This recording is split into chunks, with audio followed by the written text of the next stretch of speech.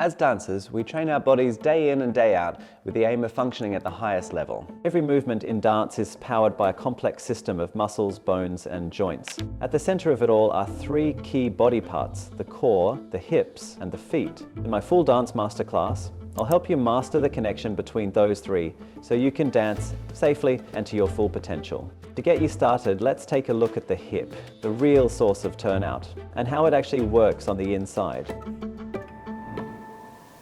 The hip is structured like a ball and a socket. So the ball is a part of the leg, or the thigh bone, and the socket is a part of the pelvis. That allows a lot of movement and rotation in the hip joint. It allows rotation to let the leg come forwards and also to go backwards and also to rotate side to side. This is where the famous turnout comes from. Now, if we look at the rotation range of the hip joint, the normal amount of rotation in the hip total is 90 degrees. Usually that is split evenly between turn in and turn out at 45 degrees each. There's some dancers who have been training for a long time or from a very young age may have anywhere between 45 and 60 degrees, or sometimes even up to 70 degrees of rotation. If we think that flat turnout is 90 degrees on each side, where does the rest of that rotation come from? And the rest of it is going to be made up from rotation at the knee joint and also the foot and ankle. Though no one should rely too much on those joints, as overcompensating with them increases the risk of injury. If we want to achieve functional turnout close to 90 degrees, we have to focus on the muscles at the hip. The primary muscles responsible for turnout are the deep external rotators. These are small muscles located deep underneath the glutes, and their job is to rotate the thigh bone outward in the hip socket. To support and sustain this rotation, we also engage the larger gluteus maximus, which provides strength and stability. So if we're already using the right muscles, why is it that some dancers have more turnout than others? Well, it comes down to individual limitations. But don't worry, you can maximize your turnout by understanding where those natural limits are. So let's have a look at three different limiting factors of the hip movement.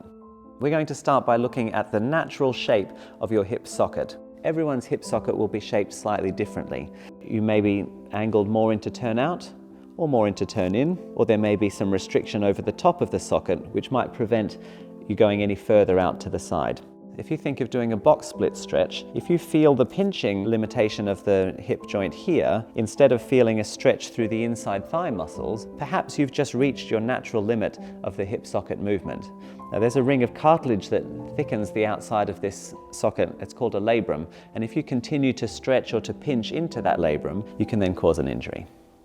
The second limiting factor has to do with muscle tightness. It may sound surprising, but if we're looking at the degree of turnout, some of the muscles that turn the hip inward can actually limit how far you can turn out, especially if they're tight or overactive.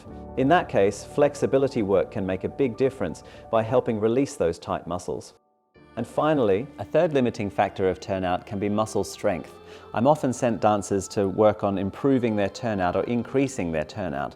And when I look, actually, they have plenty of turnout range at the hip. But when we look more closely, they may not have the strength or muscle control to use the turnout that they have. The good news is, strength is something you can train. The workout programs at Dance Masterclass can help you do exactly that. Now, this is just one piece of the puzzle. In my full Dance Masterclass, we dive deeper into the anatomy behind dance. Because knowing your body is the key to unlocking your full potential as a dancer. I can't wait to see you there.